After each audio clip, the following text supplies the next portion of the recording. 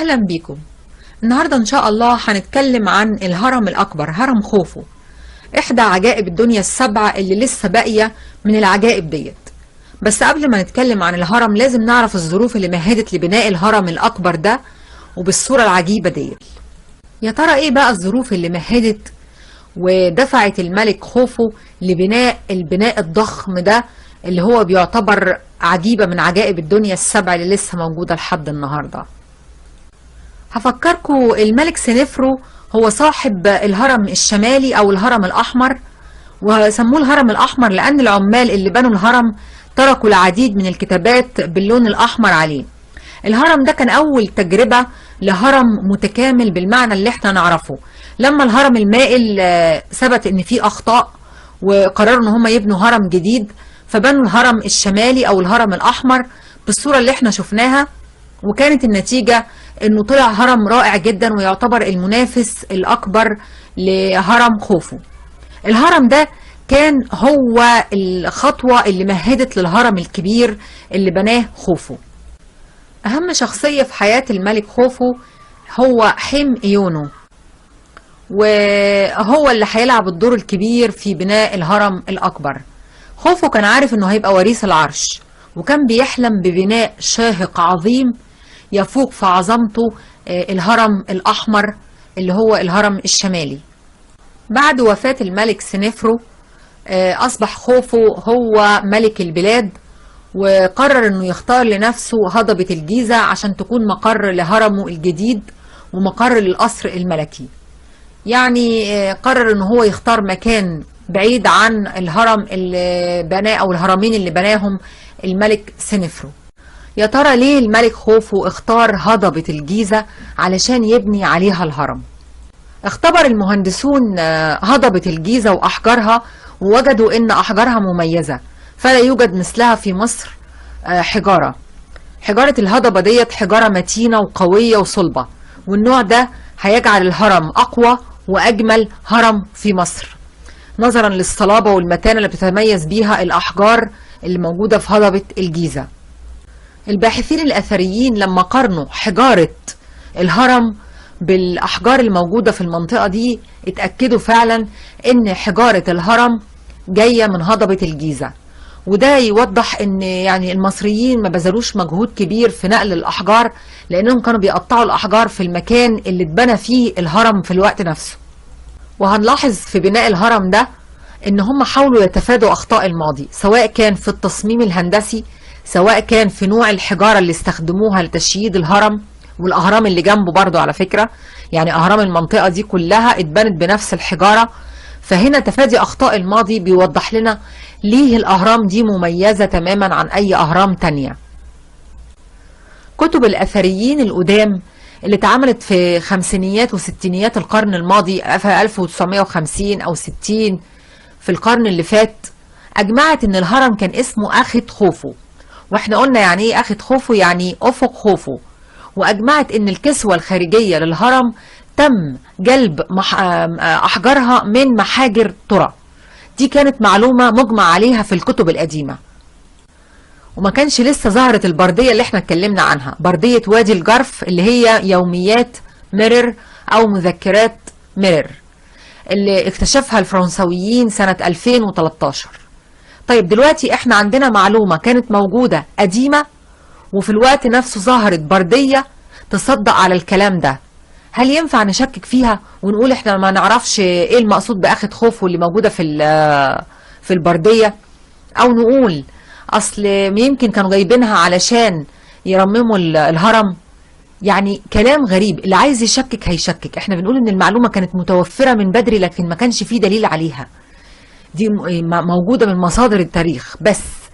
لكن المذكرة دي او المذكرات دي هي مش ورقة ولا اتنين، دي مذكرات مفكرة كبيرة فيها تفاصيل بناء الهرم، تعتبر دليل مادي قوي على ان الهرم ده اتبنى في عصر الملك خوفو، وان المصريين هم اللي بنوها وجابوا الأحجار منين وحصل ايه، كل التفاصيل. فما ينفعش ان احنا نشكك في المذكرة دي ابدا او المذكرات دي ابدا ولا البردية دي ابدا. من عوامل اختيار المكان كمان ان الهرم لازم يكون موجود في الناحية الغربية حيث توجد مملكة الموتى، على اعتبار ان الشمس بتغرب من الغرب، وده برضو يبين ان الهرم اتبنى علشان يكون مقبرة. ازاي بقى كانوا بينقلوا الحجارة من المحاجر لموقع العمل؟ اول حاجة كانوا بيحطوا الحجارة دي على زلاجات او زحافات، زلاجات او زحافات، والزلاجة او الزحافة زي اللي احنا شايفينها قدامنا دي، ده شكلها مفرغة ومتنية لفوق شوية، بيتحط الحجر عليها، دي الزلاجة او الزحافة. الفرضية اللي قدمها العلماء الأثريين انهم كانوا بينقلوه بالزحافة دي على رمل مبلول، لان الرمل الناشف او الرمل الغرقان مش هيسمح بالنقل، على اعتبار ان الغرقان هيغرز فيه الزحافة، ولو كان ناشف مش هينقلها. بس الحقيقة ان الدكتور احمد فخري في كتاب الاهرامات المصرية قال كلام اقرب للحقيقة لان له اثر على الارض. ايه هو بقى الكلام ده؟ ان الطريقة التي بني بها الهرم هي طريقة الجسور، جسور يعني كباري او الطرق الصاعدة، وهذه هي اقرب النظريات الى العقل. وحبذها عدد من الاثريين والمهندسين في كلامهم عن فن البناء في مصر القديمة، لما ناقشوا مشكلة بناء الهرم وقبلوا النظرية اللي هم قبلوها هي إمكانية نقل الأحجار عن طريق الطرق الصاعدة، سواء كانت الطرق الصاعدة الطويلة العريضة التي كانت تستخدم لإمداد العمل بالأحجار والمواد الأخرى وكانت زاوية انحدارها بسيطة، أو الطرق الصاعدة القصيرة الطويلة شديدة الانحدار التي كان يستخدمها عمال البناء لإحضار المواد الأخف وزنا. يعني باختصار في كوبري، بس مش كوبري عالي زي الكباري اللي احنا نعرفها، يعني ارتفاعه بسيط بيسمح بنقل الزلاجات. واكيد طبعا الكباري دي كانت مبنية او الجسور دي كانت مبنية او الطريق الصاعد ده كان مبني قبل ما يبدأوا العمل في الهرم، يعني عشان يعرفوا ينقلوا الحجارة الاول عن طريقه. علق الدكتور احمد فخري على الكلام ده كمان وقال: مما يستحق الذكر أن الطريق الذي يصعد فوقه زوار هرم الجيزة في الناحية الشمالية من الهضبة ليس إلا جسرا مكونا من الرديم الذي تبقى مما تخلف عن العمل. يعني الجسر اللي بيطلع عليه الناس من الناحية الشمالية من الهضبة وهم رايحين الهرم ده مجرد جسر قديم مكون من الرديم اللي تبقى من مخلفات العمل في الهرم. وكذلك الجزء الذي على حافة الهضبة في الناحية الشرقية إلى الشمال من الطريق الصاعد الخاص بالهرم الأكبر. وقال كمان: لا يستطيع الإنسان أن يمسك نفسه عن الميل إلى الاعتقاد بأن ذلك الطريق الحديث الذي نسير عليه الآن ليس إلا واحدا من تلك الجسور التي كانت تستخدم أثناء العمل في الهرم لجلب الأحجار ومواد البناء الأخرى. وما زالت هناك أيضا بقايا جسر صاعد آخر على مسافة طويلة من الجهة الجنوبية من الطريق الصاعد. يعني عايز يقول إن الطريق اللي بيوصل الناس للهرم عند هضبة الهرم مجرد رديم أو بقايا من آثار العمل القديمة، وإن ما كانش فيه جسر واحد، كان فيه أكتر من جسر عشان ينجزوا وينقلوا الحجارة. إزاي بقى كانوا بيرفعوا الحجارة للارتفاع العالي ده؟ احنا اتكلمنا عن ده قبل كده في هرم الملك سخم خت. لو رجعت الحلقة دي، هرم الملك سخم خت أهميته أو أهمية المقبرة ديت وظهورها هي اللي كشفت سر ارتفاع الأهرامات. كانوا عاملين طريق صاعد أعلى بقى. الطريق الصاعد ده ممكن نفسره ازاي؟ يعني في عندنا صور وتخيلات للموضوع ده، لكن احنا ممكن نفتكر حاجة قريبة قوي في زمن قريب في سبعينات القرن اللي فات. كان في حاجة اسمها الساتر الترابي. الساتر الترابي ده كان مرتفع، ولو شفتوا عمليات العبور هتلاقوا الناس كانوا بيطلعوا عليه. هو حاجة كانت زيه كده، لان هم لقيوا بقايا في مقبرة الملك سخم خت من الطريق الصاعد ده، وكان طريق رأسي من اسفل لاعلى. الطريق ده كان بيرتفع ويطول ويقصر حسب احتياج العمل، ويوسع ويضيق برضو حسب احتياج العمل. فكان حاجة كده عاملة زي الكوبري الصاعد، زي السلم الصاعد، لانهم لقيوا كمان الطريق ده كان مكون من الرمال وشظايا الاحجار، وكان في خلال الرمال ديت كان في زي طبقات كده عاملة زي البلاطة، وكأنهم كانوا بيقفوا عليها. يعني التفاصيل كاملة مش موجودة، لكن هم قدروا يتصوروا ازاي كانوا بيرفعوا الأهرامات عن طريق الطريق الصاعد ده العالي اللي يوصلوا بيه لانهم يرفعوا الحجارة ويرتفعوا بالبناء زي ما هم عايزين. ومهم قوي ان احنا ننتبه ان هرم الملك سخم خت اللي لقيوا فيه بقايا الطريق الصاعد ده ومكوناته هرم اقدم من هرم الملك خوفو. يعني هم من بدري كانوا عارفين يعملوا طريق او بناء صاعد يطلعوا عليه ويرفعوا عليه الحجارة.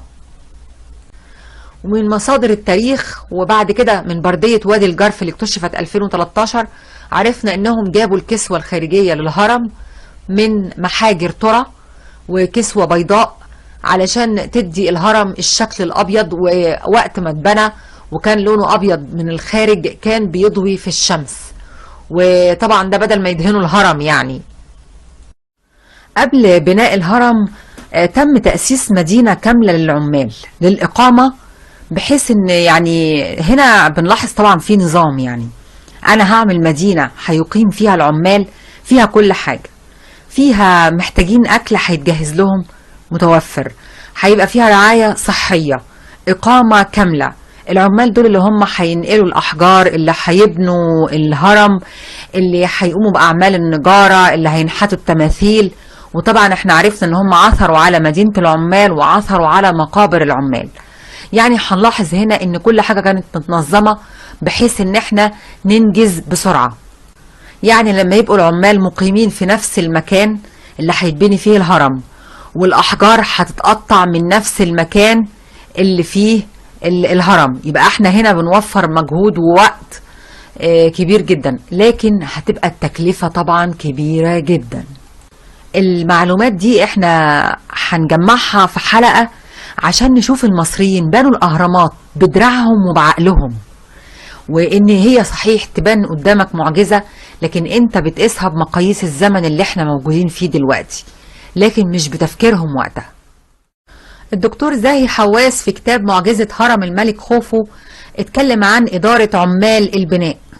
اتكلم عن الممر الصاعد أو الطريق الصاعد اللي كانوا بيقفوا عليه علشان يعلوا الهرم، اللي احنا قلنا ان هو يشبه سلم معمول من الرمال والصخور. كانوا بيقفوا واحد بيسلم للي فوقيه واللي فوقيه بيسلم للي فوقيه الحجارة لحد ما يوصل لآخر شخص وقف عنده البناء بيستلم الحجر ويحطه في مكانه. قدروا يعرفوا من خلال الهياكل العظمية اللي وجدوها في مقابر العمال ان كان في وحدة اسعاف. طب عرفوا الكلام ده منين؟ وجدوا ان في عظام للعديد من العمال وضعوا لهم جبيرة من الخشب حوالين ايديهم للاسعاف. يعني عملوا جبيرة خشب لايدين بعض العمال، وطبعا يعني وارد ان هم من كتر مشقة العمل ايديهم يحصل فيها اصابات، فكانوا بيعملوا لهم جبيرة. ووجدوا او عثروا على رجل لعامل، يعني اتضح من التحليل والكشف ان هم عملوا له عملية بتر، والعامل عاش حوالي 14 سنة.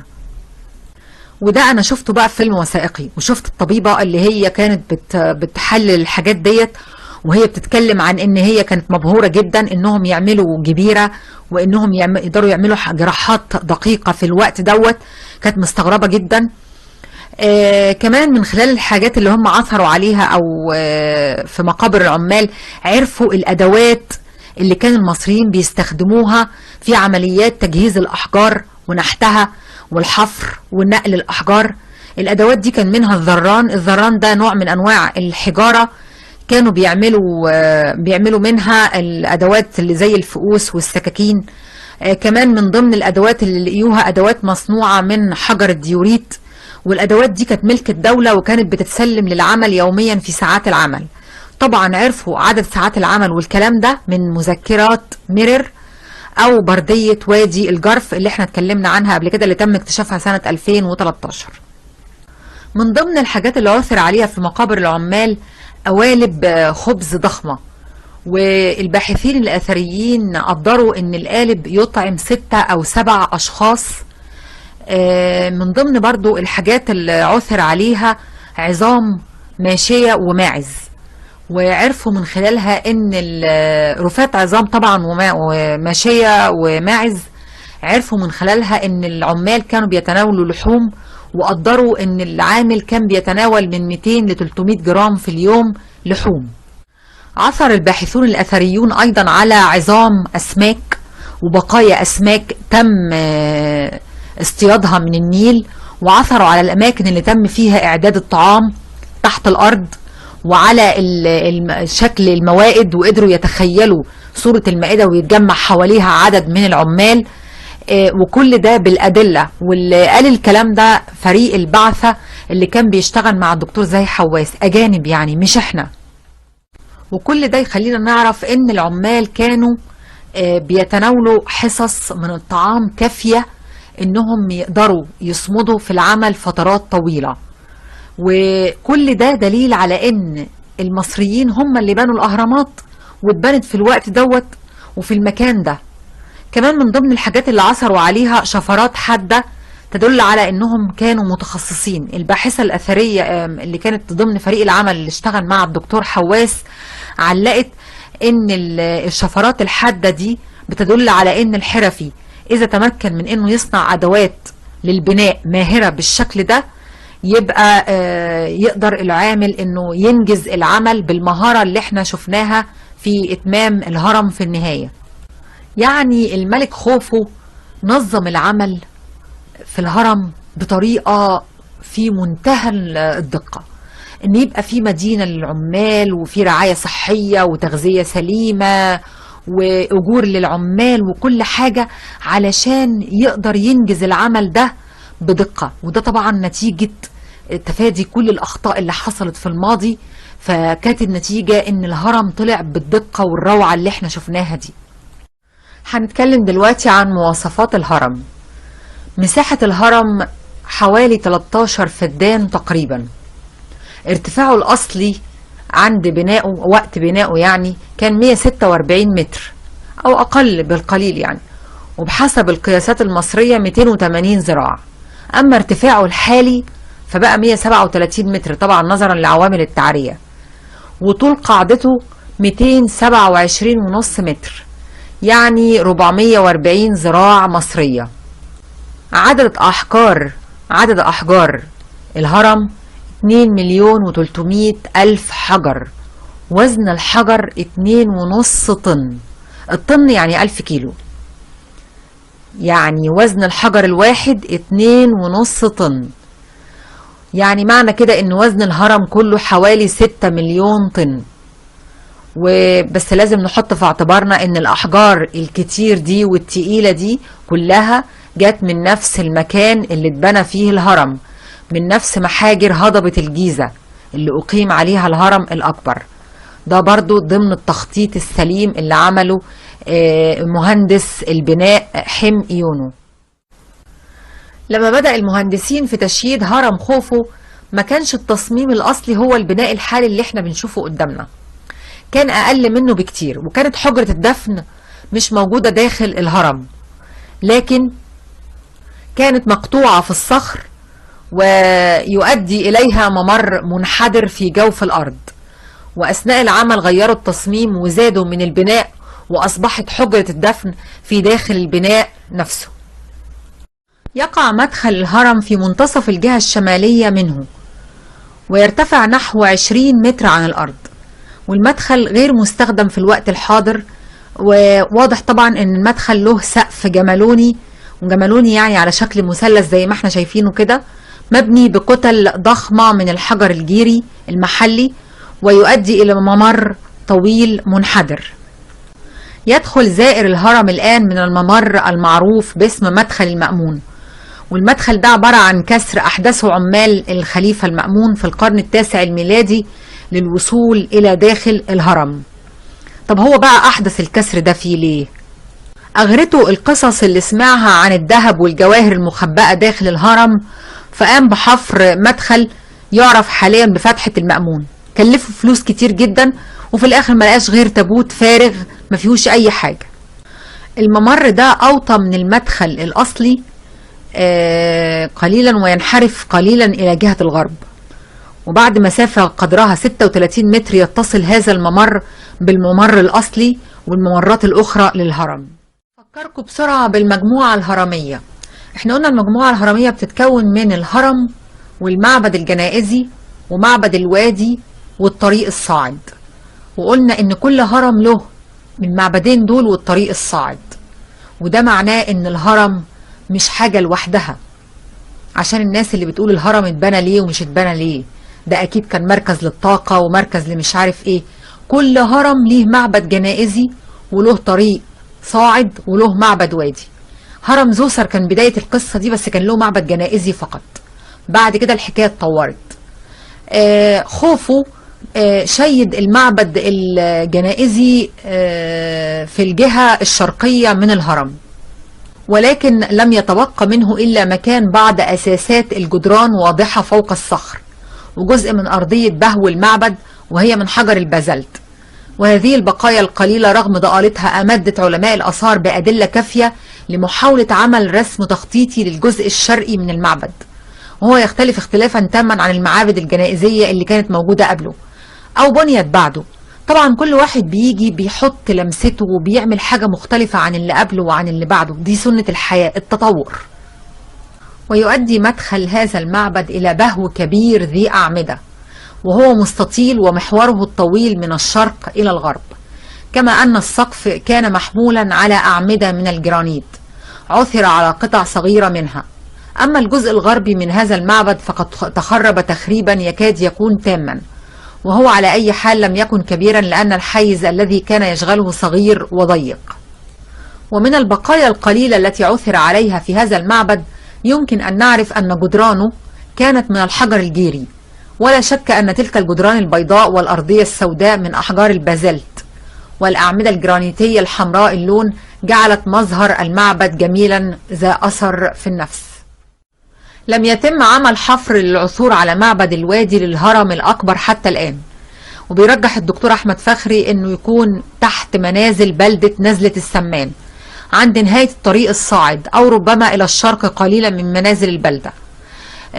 يرى أنه من الصعب العثور عليه سليم كامل البنيان، لأن أحد ملوك الدولة الوسطى استخدم المباني الدينية التي بناها خوفو كمحجر. يعني المباني الدينية اللي بناها خوفو كان بياخد الحجارة بتاعتها ويستخدم الحجارة ديت في انه يشيد ويبني بيها مبانيه. لهذا لا يوجد امل في العثور على معبد الوادي سليما كامل البنيان. ورغم كده هو شايف انه يتحتم حفر المنطقة حتى يتم العثور على المعبد لمعرفة رسمه التخطيطي ويقدر الأثريين يدرسوه، لأنه هو من وجهة نظره الحلقة اللي بتربط بين معبد الوادي في دهشور ومعبد الوادي لخفرع في الجيزة. أما الطريق الصاعد ففي عام 1938 كشفت حفائر المرحوم الدكتور الأستاذ سليم حسن التي قام بها شرق الهرم الأكبر عن بعض أحجار مزينة بالنقوش، وهي أصلا من الجزء الأعلى من الطريق الصاعد. وكانت النظرية السائدة في حتى وقت هذا الكشف أن جدران معابد الدولة القديمة لم تكن تزخرف بالنقوش قبل أواخر أيام الأسرة الرابعة. يعني هم لحد ما ظهرت انه الاحجار المزينه دي كانوا فاكرين ان المعابد الدوله القديمه ما كانتش بتزخرف بنقوش الا في نهايه عصر الاسره الرابعه، لكن لما عثروا على الاحجار دي غيروا فكرهم. وطبعا احنا بنشوف ان كل اكتشاف جديد بيدينا معلومه جديده وبتغير اي تخيلات او ترجيحات ممكن تكون خاطئة، لان الدليل ما بيبقاش فيه كلام. يعني انا لما بيقع تحت ايدي الدليل او كشف اثري ده دليل قوي على صحة اللي انا وصلت له. وبكده تنتهي حلقتنا، واتمنى انكم تكونوا استفدتوا من المعلومات اللي احنا قدمناها في الحلقة، واترككم في امان الله.